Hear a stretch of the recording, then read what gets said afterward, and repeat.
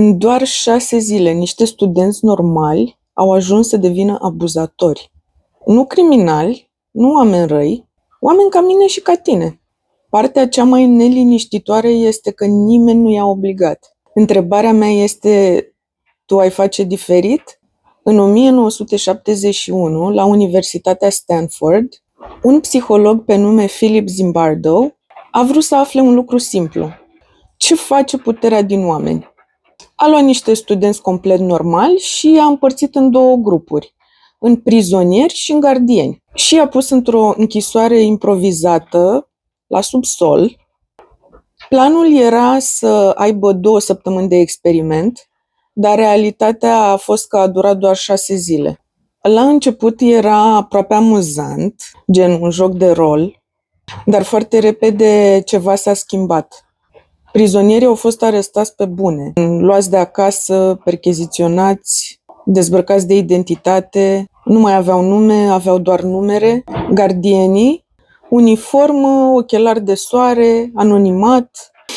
Și aici începe partea care te pune pe gânduri. Nimeni nu le-a spus gardienilor să fie cruzi. Și totuși au devenit, încet, natural, fără să-și dea seama. Au început cu lucruri mici. Ordine absurde, umilințe, lipsă de somn, apoi au ajuns la pedepse psihologice, la control total, dar după doar 36 de ore, unul dintre prizonieri cedează psihic, adică plânge, țipă, se prăbușește. Ce e cel mai grav e că experimentul nu se oprește aici. Cel mai periculos lucru nu a fost cruzimea, ci faptul că a devenit normală. Iar gardienii nu se mai vedeau răi, prizonierii nu se mai vedeau ca oameni liberi. Toți au intrat în rol complet.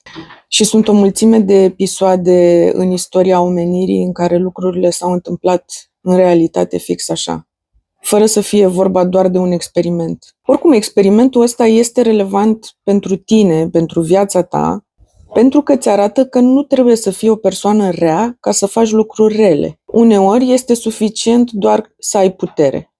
Când nu mai ești tu și ești doar un rol, poți face lucruri pe care nu le-ai face în mod normal. Niciodată. Fie din perspectiva de gardian, fie din perspectiva de prizonier. Pentru că dacă toți din jur fac ceva, începi să crezi că e normal, chiar dacă nu e.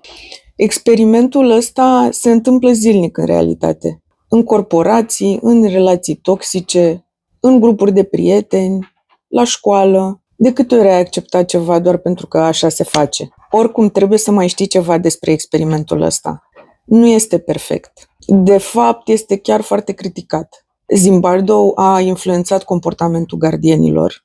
Experimentul e greu de replicat, pentru că etica lui este cel puțin discutabilă. Ce vreau să zic cu asta e că nu este un adevăr absolut, dar ce arată despre oameni este foarte real. Întrebarea nu e dacă oamenii pot deveni răi, pentru că pot, știm deja asta. Întrebarea reală este, tu îți dai seama când devii rău? Spune-mi sincer în comentarii, tu ai fi fost gardian sau prizonier? Și dacă vrei să mai vezi experimente psihologice reale care îți explică de ce faci ceea ce faci, atunci urmărește-mă.